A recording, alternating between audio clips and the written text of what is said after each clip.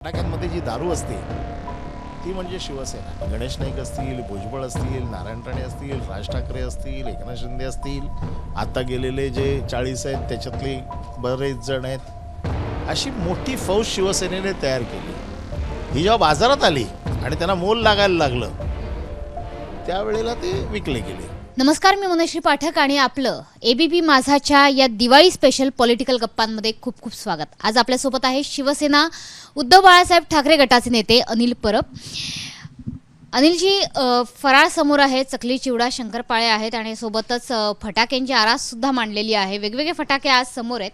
एकंदरीत गेल्या 5 वर्षांमधली जर दिवाळी बघितली तर कुठल्या ना कुठल्या दिवाळीला कुठला ना कुठला फटाका फुटत असतो, फार फार तर दिवाळीच्या पुढे किंवा दिवाळीच्या मागे. पण एकही वर्ष असं जात नाही आहे गेल्या 5 वर्षांपासून की कोणता नवीन फटाका फुटलेला नाही आहे. येणारी दिवाळी कशी बघताय, ही दिवाळी कशी बघताय? कारण एकंदरीतच सध्याचं जे सरकार आहे त्यामधला एक महत्त्वाचा फटाका नुकताच दिल्लीला जाऊन आला आहे. असे दिवाळी हा सण वैविध्यपूर्ण गोष्टींनी नटलेला आहे. मग त्याच्यात फराळ आहे, त्याच्यात फटाके आहेत, त्याच्यात दीपोत्सव आहे, त्याच्यात रांगोळी आहे, त्याच्यात कपडे आहेत, असं कंदील आहेत, आकाशकंदील आहेत.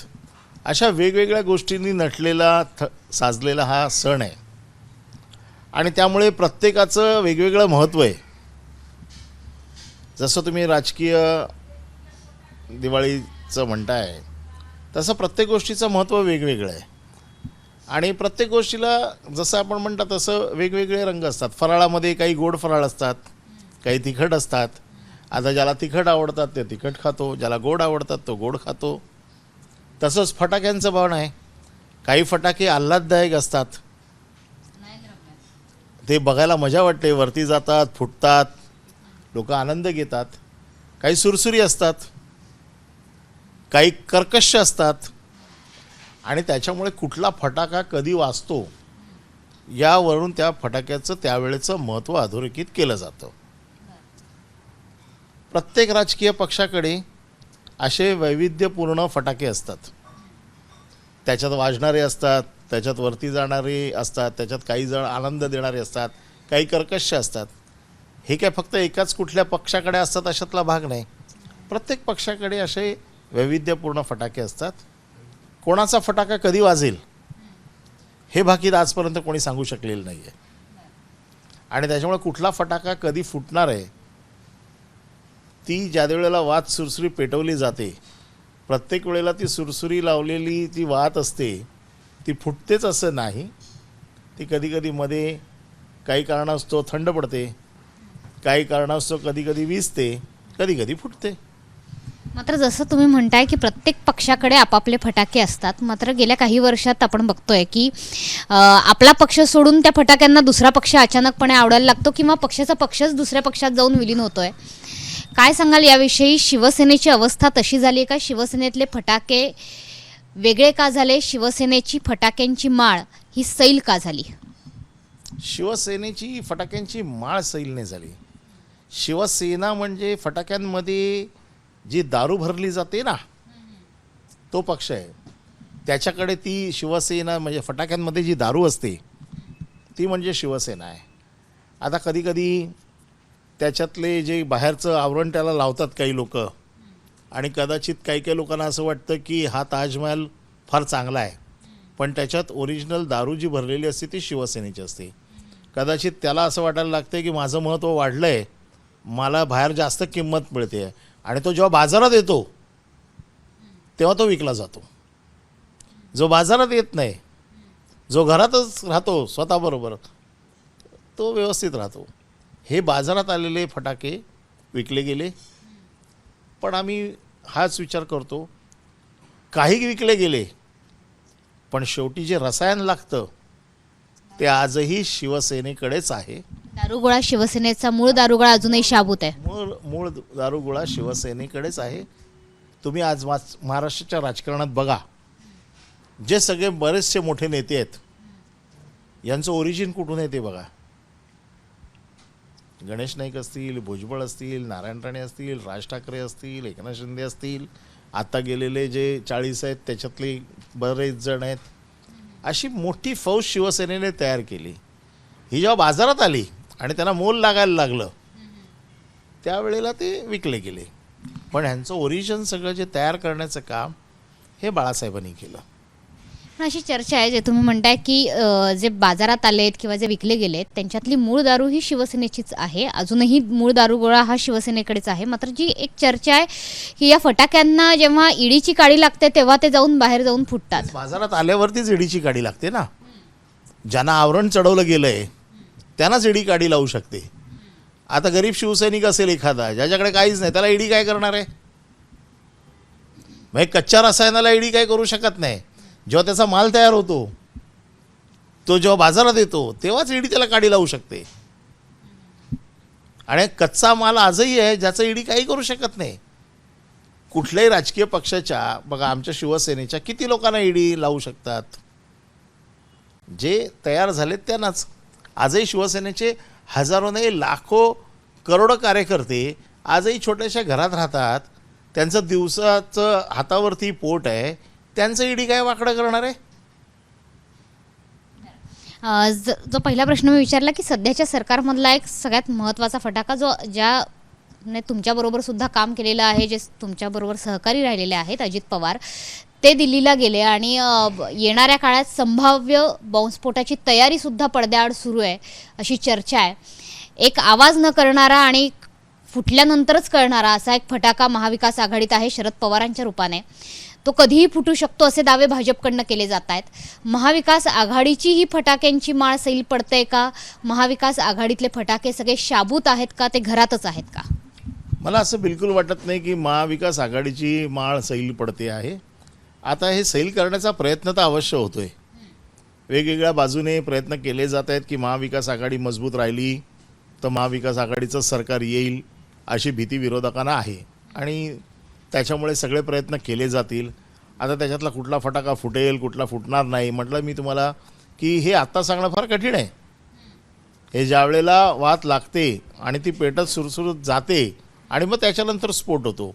काही वेळेला जर तो आतमध्ये म्हणजे ज्याला भूसुरुंग म्हणतात तसं पण होतं, कळत नाही बाहेर काय होतं ते. आता राजकारणात ह्या सगळ्या गोष्टी चालतात. त्याच्यामुळे आत्ता इतक्या लवकर कुठलंही भाकीत व्यक्त करणं हे काही योग्य नाही. तुमच्या समोर काही फटाके आहेत. आपण एक रॅपिड फायर राऊंड म्हणूयात. बंदूक आहे, कुणाची उपमा द्याल? बंदुकीकडे बघून कुणाची आठवण होते? आणि या बंदुकीत टिकल्यांची लढसुद्धा टाकलेली आहे. नाही, मी परत सांगतो तुम्हाला की मी असं कोणाला वैयक्तिक कोणाची उपमा देणार नाही. त्याचं कारण असं आहे, माझा विश्वास आहे की बंदूक असली म्हणजे माणूस सुरक्षित असतो असं मी कधीच समजत नाही. ती बंदूक चालवण्याची हिंमत ज्याच्यात आहे त्याला त्या बंदुकीचा फायदा आहे. आणि त्यामुळे नुसती बंदूक असून काय करायची आहे? जर ती चालवण्याची हिंमत नसेल तर अशा बंदुका असलेले खूप जण पळताना मी बघितलेले आहेत. नुसते दगड मागे घेऊन लागलो तर स्टेनगन घेऊन पळणारे लोक नेते मी बघितलेले आहेत. त्याच्यामुळे मी कोणाला अशी उपमा देणार नाही. कुठल्या गोष्टीचं कधी महत्त्व आहे, कधी पाऊस आल्हाददायक वाटतो, कधी बंदूक कामाची असते, कधी तुमचं रॉकेट कामाचं असतं, कधी चिडिया असते. बघा ती कोणाच्या घरात कधी घुसेल किंवा रॉकेट चुकून उलटं लावलं तर कोणाच्या घरात घुसून काय वादळ करेल हे कोणीच सांगू शकत नाही. आणि तो कार्यकर्ता तो कुठली भूमिका त्यावेळेला घेतो किंवा तो नेता कधी कुठली भूमिका घेतो याच्यावर याचं साधर्म्य मांडता येईल. सध्याच्या काळातले नेत्यांचे आपण बघूयात, भूमिका बघूयात. सध्याच्या काळात तुम्ही दीपोत्सवाचा मगाशी उल्लेख केलात. राज ठाकरे अतिशय चांगली आतिषबाजी करतात, चांगलं बोलतात, चांगल्या भूमिका देखील मांडतात. मात्र त्यांची आतिषबाजी अगदी काही वेळापुरतीच असते अशी सुद्धा त्यांच्याविषयीची एक तक्रार आहे. काय फटाके गरम नसतील ना, ते थंड पडले ना की ते बरोबर वाजत नाही. दिसताना बस चांगला दिसतो फटाका, पण तो वाजला पण पाहिजे ना तसा. तर आपण म्हणतो ना उन्हात तापत ठेवला पाहिजे फटाका, तो गरम झाला पाहिजे फटाका. त्यांची भाषणं चांगली आहेत, चांगले विचार मांडतात, सगळं बरोबर आहे, पण फटाका वाजला पण पाहिजे ना. फटाका वाजत नाही राज ठाकरेंचा सध्या? नाही, मी असं कोणाच्याच बाबतीत म्हणणार नाही. मी तुम्हाला परत सांगितलं, मला व्यक्तीला कुठली उपमा द्यायची नाही आहे. माझ्यासाठी पक्ष हा विषय आहे आणि पक्षाकडे काय काय साधनं आहेत. आम्हाला नेहमी बाळासाहेब नेहमी सांगायचे की कितीही समोर शस्त्र असलेला माणूस असू देत, तुमच्या हाताला ज्या वेळेला जे शस्त्र लागेल तो तुमचा देव आहे असं समजा आणि तो फेकून मारा. वेळ पडली तर दगड तुमचा देव आहे. आणि त्याच्यामुळे ह्याच्यातले हे जे तुम्ही फटाके समोर जे माझ्या आहेत, एखादी लवंगी देखील जर कोणाच्या अंगावर पडली तर ती त्याला भाजून टाकू शकते. आणि एखादा रशी बॉम्ब लांब फुटला तर त्याचा त्या माणसाला काहीच नाही. मग त्याच्यासाठी लवंगी जास्त त्रासदायक का रशी बॉम्ब जास्त त्रासदायक? तुम्ही म्हटलात की मी कुणावरही वैयक्तिक उपमा देणार नाही, मात्र शिवसेनेच्या बाबतीत इतर नेत्यांनी बऱ्याच उपमा दिल्या फटाक्यांच्याच. मात्र शिवसेनेकडे आता कुठले कुठले फटाके आहेत, कोणकोणत्या वेळेला ते वापरले जात आहेत, शिवसेनेतल्या फटाक्यांची वैशिष्ट्य काय आहेत? शिवसेनेकडे मी म्हटलं ना, शिवसेनेकडे सगळ्या प्रकारचे फटाके आहेत आणि सगळ्या प्रकारची दारूगोळा शिवसेनेकडे आहे. तो आता कुठल्या फटाक्यामध्ये कुठला दारूगोळा भरायचा हे पक्षप्रमुख ठरवतात. परंतु आता जर पक्षप्रमुखांनी ठरवलं तर त्यांच्याकडे रॉकेटमध्ये कोणाला भरायचं, लवंगीमध्ये कोणाला भरायचं, रशीबॉम्बमध्ये कोणाला भरायचं, शेवटी कच्चा माल आमच्याकडे आहे ना. विरोधकांकडनं टीका केली जाते की संजय राऊत सुरसुरी आहेत, लवंगी फटाका आहेत, ते 9 वाजता रोज वाजतात आणि त्याच्यामुळे प्रदूषण होत आहे. याचा अर्थ त्यांचा त्रास होतो त्यांना. ते लवंगी असतील, अंगावर पडतायत ना, सरळ भाजतायत ना विरोधक. भाजल्यावरती तर लवंगीचा पण त्रास होतो ना. आम्ही लहान असताना काय करायचो, आम्हाला मोठे फटाके मिळायचे नाही, मग अगदीच काय नाही, जो आम्हाला त्रास द्यायचा तर लवंगी अंगावर टाकायचो. पण तीच लवंगी त्या माणसाला किती त्रास देऊ शकते. उद्धव ठाकरे भुईचक्र आहेत असं विरोधक म्हणतात की ते त्याच ठिकाणी फिरत राहतात. भुईचक्र असतील, लवंगी असतील, उद्धव ठाकरे भुईचक्र असतील, भुईचक्र बघताना किती माणूस प्रसन्न होतो, लहान मुलं खुश होतात. म्हणजे सर्वसामान्य जनतेला खुश करण्याचं काम. भुईचक्राचा त्रास कोणाला होत नाही, तुम्हाला माहिती आहे. भुईचक्र लहान मुलांपासून मोठ्या लोकांपर्यंत फार लोक त्याचा आनंद घेतात आणि हे व्यक्तिमत्वच आनंद घेण्यासारखं आहे. त्यामुळे जर त्यांनी तसं म्हटलं असेल तर मला असं वाटतं की बरोबर सांगितलं त्यांनी. कारण शांत, संयमी, आनंद देणारं असं व्यक्तिमत्व आहे. भुईचक्राचा त्रास कोणाला होत नाही. मुलं खेळतात भुईचक्राबरोबर, मजा करतात, त्याला बरं वाटतं. मोठे लोक देखील आवडीने त्याचा आनंद घेतात. त्याच्यामुळे त्यांच्या व्यक्तिमत्वाबद्दल जर भुईचक्र म्हटलं असेल तर मला तरी आनंद होईल. सर, शेवटचा प्रश्न, शिवसेनेकडे उद्धव बाळासाहेब ठाकरे या गटाकडे असणारे आता उर्वरित फटाके वाट बघतायत की कधी वाद पेटते आहे निवडणुकांची, की जेणेकरून आतिषबाजी करता येईल. काय तयारी आहे शिवसेनेची आतिषबाजी करता? आमचं हेच म्हणणं आहे, ह्या सगळ्या चर्चा, ह्या सगळ्या उपमा, ह्या सगळे जे काय कोणाला काय म्हणायचं, कोणाला काय म्हणायचं, याच्यापेक्षा सरळ निवडणुका घ्या.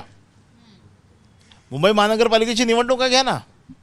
मग त्यात शिवसेनेकडे कुठला फटाका आहे, कुठला फटाका वाजतोय, किती फटाके जातात महानगरपालिकेमध्ये, हे चित्र स्पष्ट होईल ना. या तोंडाच्या वाफा घालवण्यापेक्षा मुंबई महानगरपालिकेची निवडणूक का घेत नाही आहेत? प्रचंड भ्रष्टाचार चालला आहे प्रशासनाच्या माध्यमातून. देशामध्ये असं कधी झालेलं नाही असं काम भ्रष्टाचाराचं होतं आहे. माझं मत असं आहे की लोकप्रतिनिधी पाठवा. चला, तुमच्याकडे सगळे फटाके आहेत असं म्हणतो, तुमच्याकडे न्यूक्लिअर बॉम्ब आहे असं आम्ही म्हणतो. फटाके तो सोडा, जगातला सगळ्यात मोठा पक्ष आहे, तुमच्याकडे न्यूक्लिअर बॉम्ब असेल, लढा. मुंबई महानगरपालिकेची निवडणूक घेऊन तपासून बघा. नक्की. त्याच्यामुळे एकंदरीतच सध्याच्या दिवाळीत कितीही पॉलिटिकल फटाके फुटले, राजकीय क्षेत्रात, राजकीय वर्तुळात कितीही आतिषबाजी झाली, तरीसुद्धा येणारा काळ हा लोकशाहीतल्या निवडणुकीचा काळ असेल आणि खऱ्या अर्थाने मतपेटीतून जो बॉम्बस्फोट होईल आणि तेव्हा जी आतिषबाजी बघायला मिळेल ते अर्थातच अनेकांच्या डोळ्यासमोर तारे चमकवणारी असेल. कॅमेरामन अरविंद वारगेंसह मनीष पाठक, एबीपी माझा, मुंबई. एबीपी माझा, उघडा डोळे बघा नीट.